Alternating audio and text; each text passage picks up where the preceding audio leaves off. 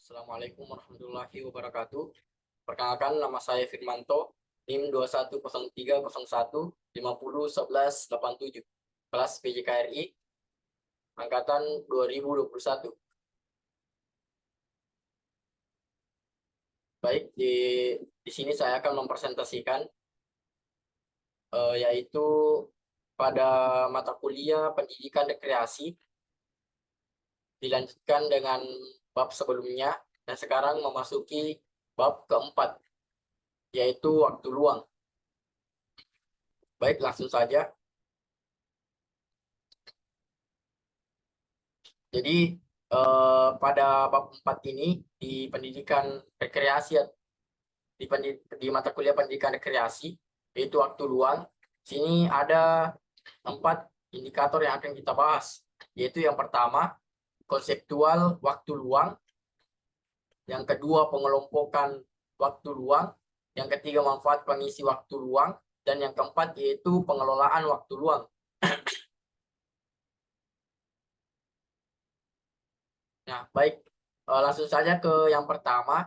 Di sini saya akan menjelaskan tentang apa sih itu waktu luang.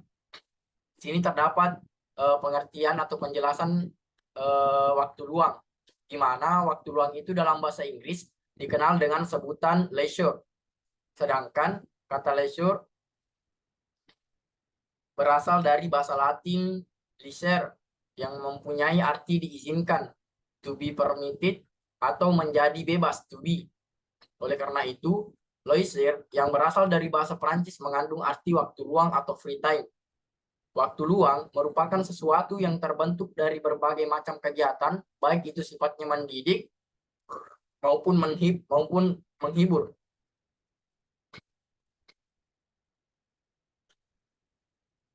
Sini juga terdapat penjelasan bahwa waktu luang ini berisikan berbagai macam kegiatan yang mana seseorang akan mengikuti keinginannya sendiri, baik untuk beristirahat, menghibur diri sendiri, menambah pengetahuan, dan mengembangkan keterampilannya secara objektif, atau untuk meningkatkan keikutsertaan dalam bermasyarakat setelah ia melepaskan diri dari pekerjaannya, keluarga, dan kegiatan sosial.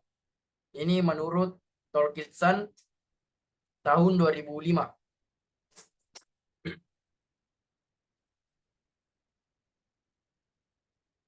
Nah, jadi setiap orang memiliki waktu yang dihabiskan untuk kegiatan yang dapat menunjang produktivitas atau sekadar untuk menghibur dan mengekspresikan diri. Jadi, teman-teman dapat disimpulkan bahwa waktu luang itu merupakan waktu di luar dari pekerjaan atau rutinitas kita sehari-hari. Kemudian selanjutnya, yaitu pada pembahasan pertama, itu konseptual waktu luang. Di sini terdapat penjelasan bahwa waktu luang itu didefinisikan sebagai terlepas dari segala tekanan, freedom from constraint, adanya kesempatan untuk memilih atau opportunity to choose, waktu yang tersisa usai kerja, time left over after more, atau waktu luang setelah mengerjakan segala tugas yang telah menjadi kewajiban. Jadi ini merupakan konsep dari waktu luang itu. Kemudian penggunaan waktu bagi setiap orang berbeda-beda. Jadi waktu luang setiap orang atau setiap individu itu memiliki perbedaan masing-masing. Hal ini tergantung pada kebiasaan seseorang, status ekonomi, lingkungan, dan banyak faktor penyebab lainnya. Dan banyak faktor penyebab dari berbeda-bedanya waktu luang setiap orang atau setiap individu. Dapan dan Setiawan pada 2010 menyatakan bahwa waktu bekerja atau economic requirement, waktu memelihara diri biological requirement, dan waktu luang atau leisure time. Nah,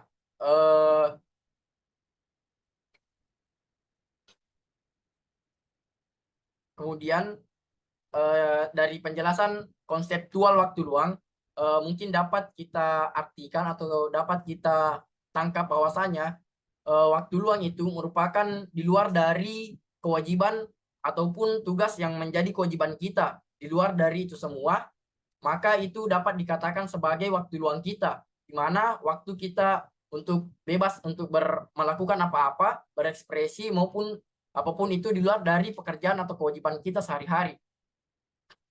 Dan waktu luang juga setiap individu atau setiap orang itu berbeda-beda, di mana di sini terdapat tadi disebutkan tergantung dengan kebiasaan seseorang, status ekonominya, lingkungan, dan banyak faktor penyebab lainnya.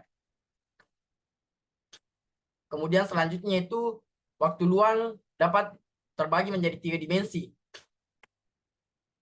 Yang pertama yaitu dimensi waktu. Di sini jelaskan waktu luang dilihat sebagai waktu yang tidak digunakan untuk bekerja, mencari nafkah, melaksanakan kewajiban, dan mempertahankan hidup. Jadi di luar dari bekerja, mencari nafkah, melaksanakan kewajiban, dan mempertahankan hidup, itu merupakan dimensi dari waktu luang itu bagi seseorang.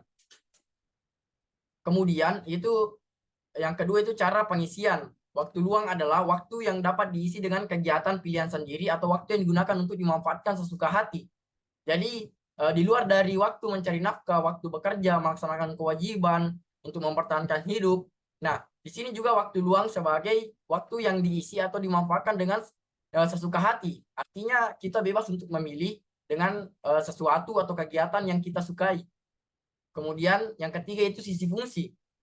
Di sini dijelaskan waktu luang adalah waktu yang dimanfaatkan sebagai sarana mengembangkan potensi, meningkatkan mutu pribadi, sebagai kegiatan terapi bagi yang mengalami gangguan emosi, sebagai selingan dan hiburan, sarana rekreasi, atau sebagai kegiatan menghindari sesuatu.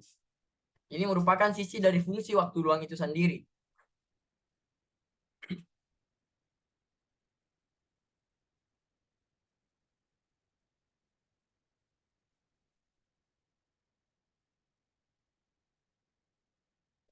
Eh, di sini juga dijelaskan bahwa waktu luang mempunyai posisi bebas penggunaannya. Waktu tersebut berada di luar kegiatan rutin sehari-hari sehingga dapat dimanfaatkan secara positif guna meningkatkan produktivitas hidup yang efektif dan pengisian waktu luang dapat diisi dengan berbagai macam kegiatan. Di mana dengan adanya waktu luang ini, seseorang akan mengikuti keinginannya sendiri baik untuk beristirahat, menghibur diri, menambah pengetahuan, dan atau mengembangkan keterampilan secara objektif. Kemudian selanjutnya itu pengelompokan waktu luang.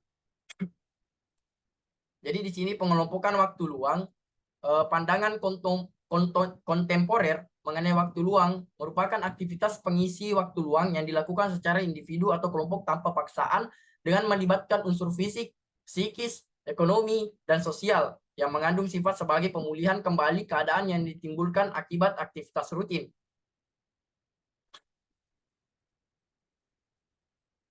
Jadi pengelompokan waktu luang, kegiatan pemanfaatan waktu luang yang berdasarkan tempat kegiatan menjadi kegiatan indoor maupun outdoor, di mana kegiatan indoor ini merupakan kegiatan yang dilakukan di dalam ruangan seperti olahraga dalam ruangan, pertunjukan seni, hobi, musik, dan lain-lain. Sedangkan kegiatan outdoor adalah kegiatan yang dilakukan di luar ruangan seperti olahraga lapangan, hobi, musik, kesenian, dan lain-lain.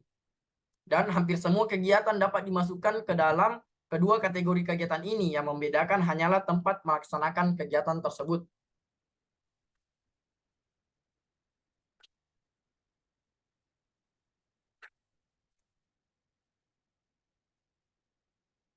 Kemudian selanjutnya yaitu pembagian waktu.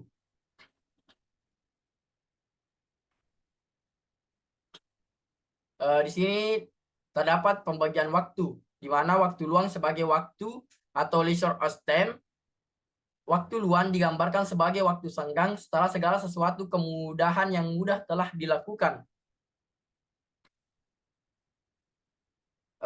Yang dimaksud yaitu yang mana ada waktu lebih yang dimiliki untuk melakukan segala hal sesuai dengan keinginan yang bersifat positif.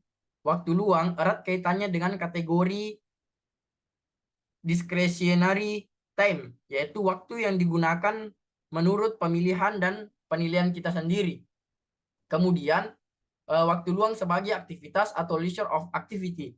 yaitu waktu luang terbentuk dari segala kegiatan bersifat mengajar dan menghibur, di mana waktu luang berisikan berbagai macam kegiatan yang mana seseorang akan mengikuti keinginannya sendiri, baik untuk beristirahat, menghibur diri sendiri, menambah pengetahuan atau mengembangkan keterampilannya secara objektif, atau untuk meningkatkan keikutsertaannya dalam bermasyarakat atau dalam masyarakat, lingkungan sosial.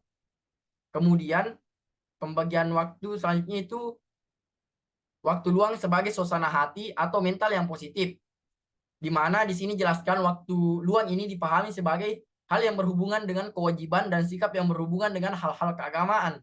Hal ini bukan dikarenakan oleh faktor-faktor yang datang dari luar. Hal ini juga bukan merupakan hasil dari waktu senggang, liburan akhir pekan, atau liburan panjang.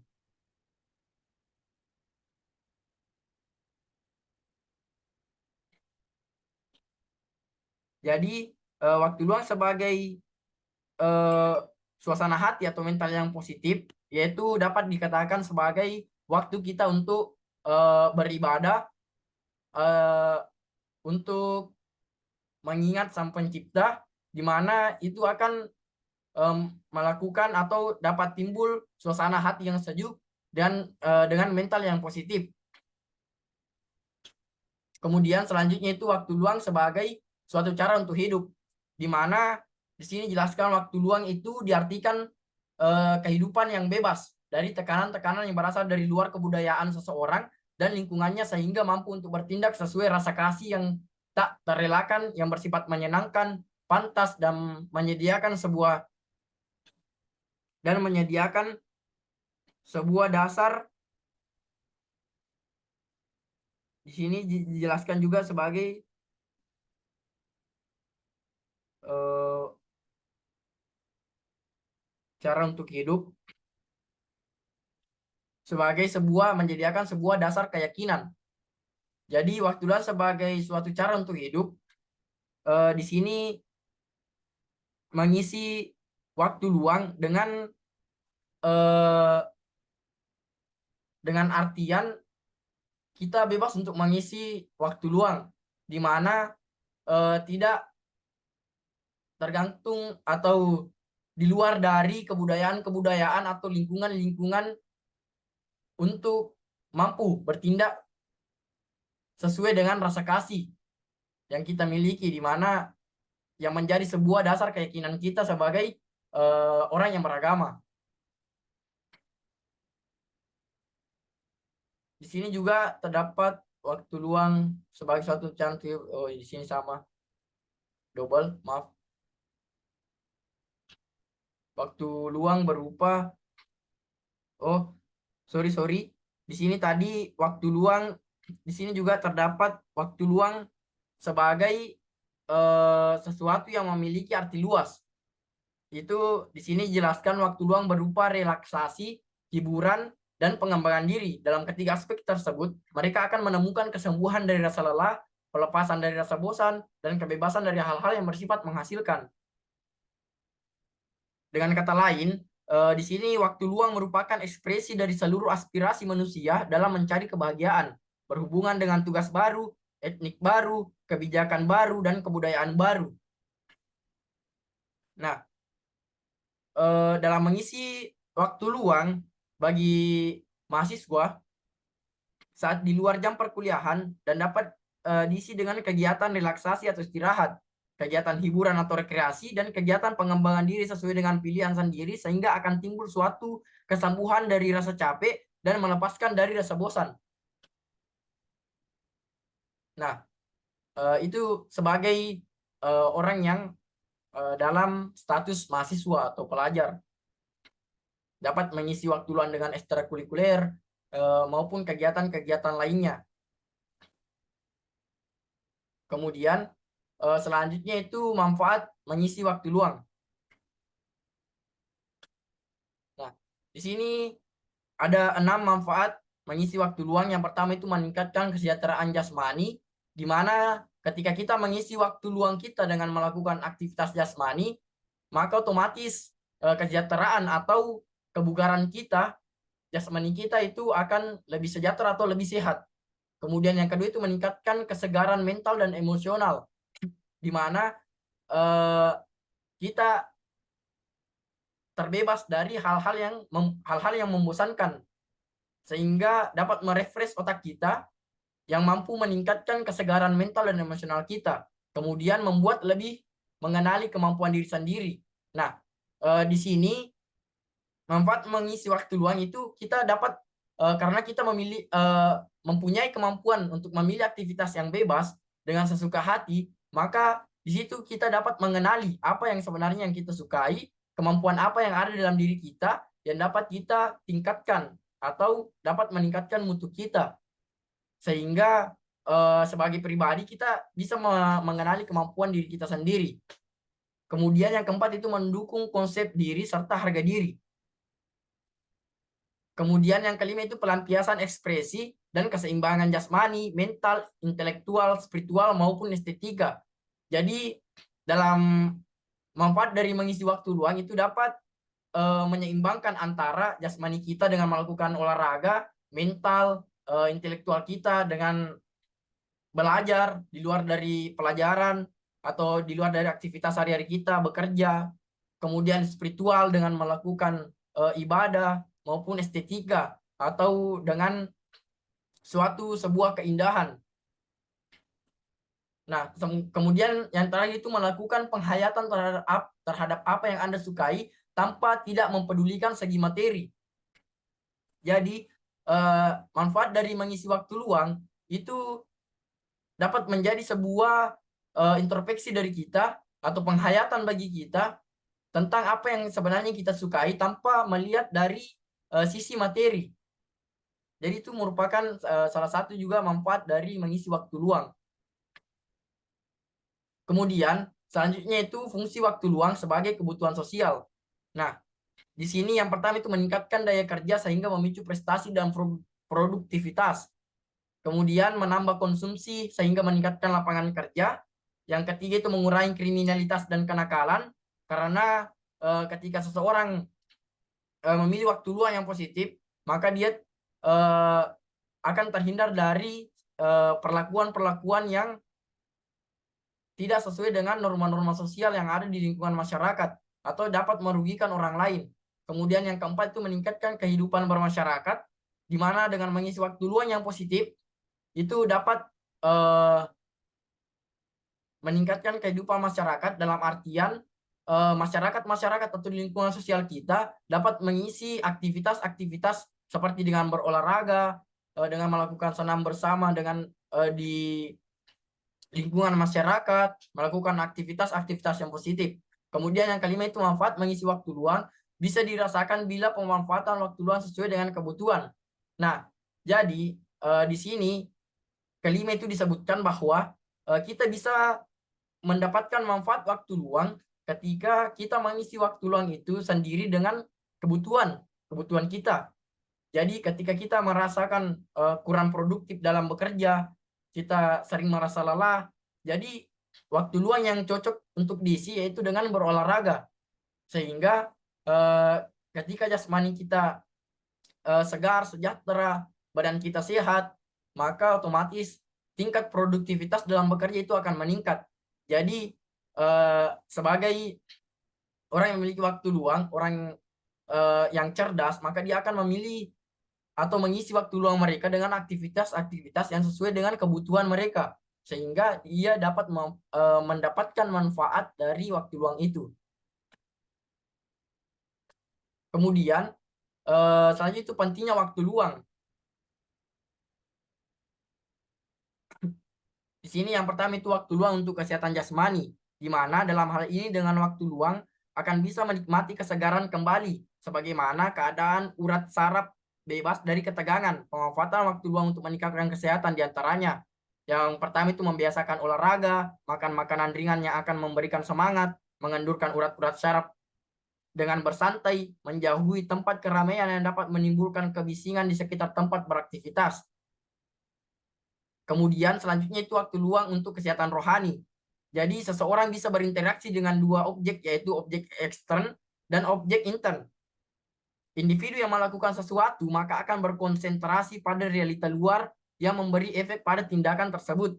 Jika hal itu terjadi, maka seseorang akan mengalami gangguan jiwa, aktivitas kejiwaan agar individu paham dan membiasakan sehingga memiliki kesehatan yang baik, yaitu autokritik dan introspeksi diri, memberi solusi terhadap problema atau hambatan, kemudian menentukan tujuan yakni menyusun tujuannya atau tujuan yang baru, kemudian membuat rencana baru dan mengganti rencana lama, kemudian mencari pengalaman baru.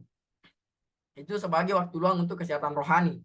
Kemudian selanjutnya itu waktu luang untuk sosialisasi diri di masyarakat.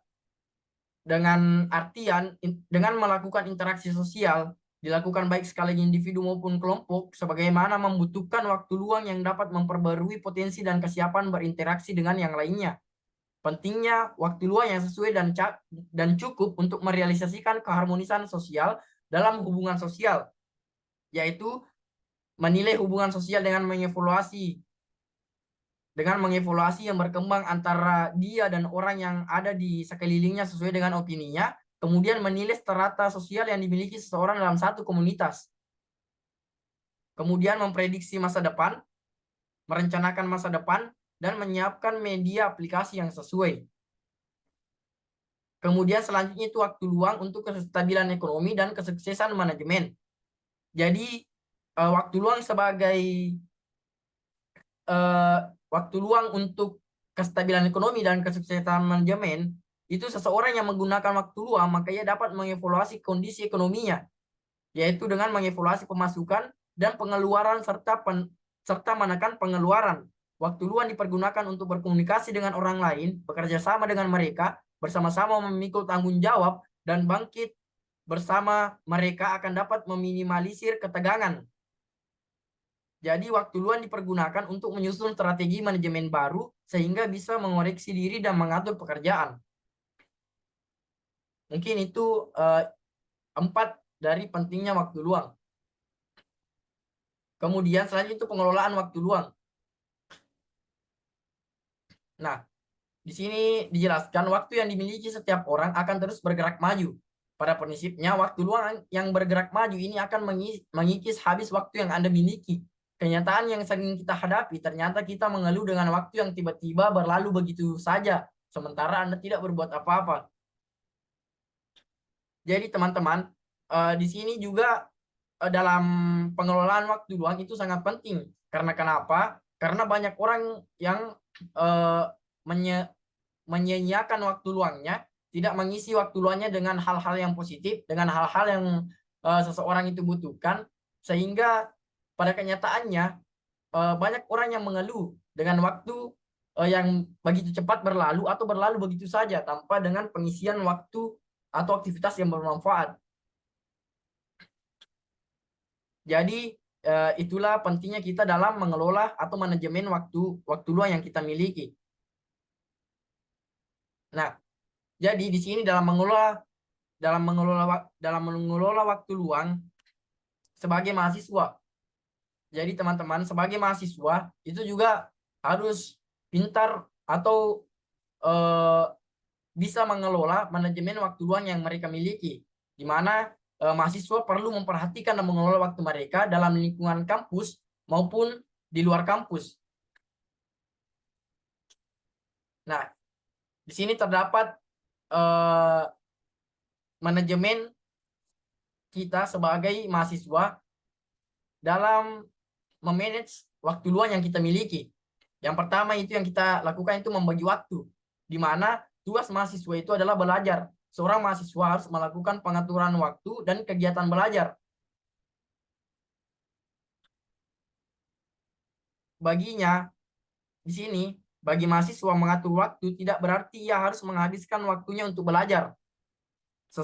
Seorang pelajar tetap membutuhkan waktu untuk bersosialisasi, bersantai, dan sebagainya. Prinsip utama pengelolaan waktu secara efektif adalah pembagian waktu untuk setiap kegiatan. Jadi, kita sebagai mahasiswa tidak dituntut untuk terus atau tugas kita itu hanya belajar, tetapi kita juga membutuhkan waktu luang untuk bersosialisasi dengan lingkungan kita, di mana itulah pentingnya untuk membagi waktu. Jangan malah sebaliknya. Kemudian yang kedua yaitu membuat jadwal. Di sini untuk mempermudah pengaturan kegiatan, seorang mahasiswa dapat menerapkan pula sistem jadwal kegiatan di kampus untuk mengatur jadwal kegiatan di tempat lain. Dengan kata lain, jadwal kegiatan yang didapat dari kampus kemudian ditambahkan dengan jadwal kegiatan pribadi, yaitu di luar kampus. Jadi kita harus mampu, ketika kita membagi waktu, kita disarankan untuk membuat jadwal, di mana jadwal itu harus teratur antara pembagiannya dengan kegiatan di dalam kampus dan kegiatan pribadi kita atau kegiatan di luar kampus. Kemudian setelah kita membuat jadwal, itu selanjutnya itu kita menjalankan jadwal yang telah kita buat, di mana seorang mahasiswa setelah membuat jadwal harus menepati jadwal tersebut. Pembuatan jadwal yang baik yaitu jadwal yang jujur sesuai dengan kemampuan, bukan jadwal yang bagus. Nah, jadi di sini terdapat penjelasan bahwa pembuatan jadwal yang baik yaitu jadwal yang jujur sesuai dengan kemampuan, bukan jadwal yang bagus. Jadi seberapa hebatnya, seberapa bagusnya jadwal yang kita buat, yang kita susun, apabila tidak dilakukan atau tidak disusun dengan sesuai dengan kemampuan kita, maka jadwal yang bagus atau menurut kita jadwal yang sudah luar biasa kita bikin, itu akan sia-sia ketika kita tidak mampu untuk menjalankannya. Jadi kita harus jujur dalam menyusun jadwal.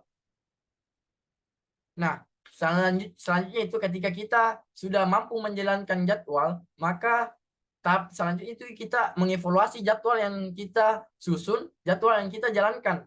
Jadwal yang dibuat terlalu longgar dalam artian sering dapat ditepati dalam waktu yang lebih singkat daripada target. Ada baiknya jadwal dipadatkan. Nah, jadi jadwal yang kita buat itu jangan terlalu longgar atau sering dapat ditepati dalam waktu yang singkat. Jadi disarankan untuk dipadatkan, dengan artian bahwa dengan kita memadatkan waktu yang telah kita susun, maka jadwal kosong yang dapat dimanfaatkan ada jadwal kosong yang dapat dimanfaatkan untuk waktu lain. Ada kalanya jadwal yang telah dibuat berantakan begitu saja, pada akhirnya sang pembuat jadwal itu akan stres karena kegagalannya menepati jadwal dan tumpukan pekerjaan yang terus menggunung. Jika hal ini yang terjadi, coba dilihat dahulu apa penyebab dari kegagalan tersebut. Jadi itulah pentingnya kita untuk mengevaluasi jadwal yang telah kita susun, jadwal yang telah kita lakukan atau kita laksanakan, perlu dievaluasi apakah terdapat banyak jadwal yang memiliki kekosongan atau jadwal yang membuat pekerjaan kita semakin menggunung atau menumpuk sehingga menimbulkan stres bagi seseorang. Jadi itulah gunanya kita untuk mengevaluasi jadwal yang sudah kita miliki. Nah, itu mungkin itu tadi materi terakhir, itu pengelolaan waktu luang. Semoga kita sebagai mahasiswa maupun pekerjaan apapun itu dapat mengelola waktu luang yang kita miliki dengan kegiatan-kegiatan aktivitas yang positif dan aktivitas-aktivitas yang memang kita butuhkan. Di sini di slide terakhir itu terdapat kata-kata yang saya kutip, itu membuang-buang waktu itu lebih buruk daripada kematian. Karena kematian hanya memisahkanmu dari kehidupan dunia, sementara membuang-buang waktu memisahkanmu dari Allah. Ibnu Qayyim. Jadi betapa ruginya kita sebagai manusia, sebagai seseorang yang beriman, ketika kita membuang-buang waktu kita dengan sia-sia tanpa diisi dengan sesuatu yang bermanfaat. Karena seperti kata-kata ini, karena membuang waktu itu lebih buruk daripada kematian, dan kematian di mana kematian itu hanya memisahkanmu dari kehidupan, sementara ketika kita membuang-buang waktu kita, itu akan memisahkan kita dari Sang Pencipta. Dari Ibnu Qayyim. Semoga dapat kita renungi dari quotes yang saya cantumkan di slide ini. Terima kasih. Kurang dan lebihnya mohon dimaafkan. Billahi taufiq wal hidayah. Assalamualaikum warahmatullahi wabarakatuh.